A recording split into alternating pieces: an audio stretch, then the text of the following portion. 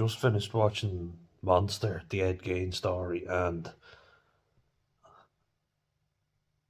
we've got to stop glamorizing serial killers. We really do. Jeez, it was really, it was really dark. I mean, I was expecting it to be. I mean, how do you make a nice tale out of a fella who digs up dead bodies and wears their skin and dresses up like his dead mother?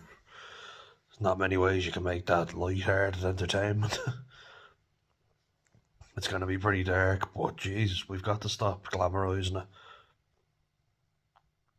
it, because they all get so much fan mail. And I was talking about hybristophilia not too long ago.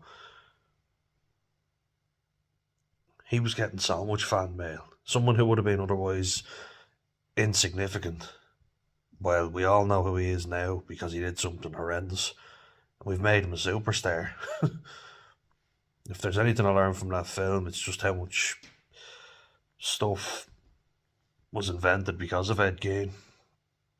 Like, you've Psycho, you have Texas Chainsaw Massacre, you've got serial killers who credited him with, if you like, inspiring them. Richard Speck, who was a disturbing character to say the least. Can anyone explain why he has tits all the time?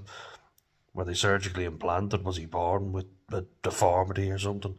I heard he had some genetic disorder, but anyway, Jerry Brudos, the fella who likes doing you know what in the shoes, creep. Yeah, blowing his load into a pair of high heel shoes. And apparently there was a scene in there where they said Ed Gein helped them track down Ted Bundy. That never happened. It's all fabricated. Adeline was fabricated as well. She never really existed, or at least wasn't the same extent. It wasn't to the same extent. But we all know who Ed Gein is now. He would have otherwise been insignificant. So would Ted Bundy. Maybe he would have been a successful lawyer. Ed Kemper, Charles Manson, we all know who he is. All because they did something terrible and we gave them the spotlight. That's what they wanted, and now they've got it. You know, they wanted to be famous, and we've made them famous. We've given them exactly what they wanted. I heard a criminologist, David Wilson, say we need to stop glamorizing and giving them the spotlight, and we do. We make it seem so appealing, serial killers.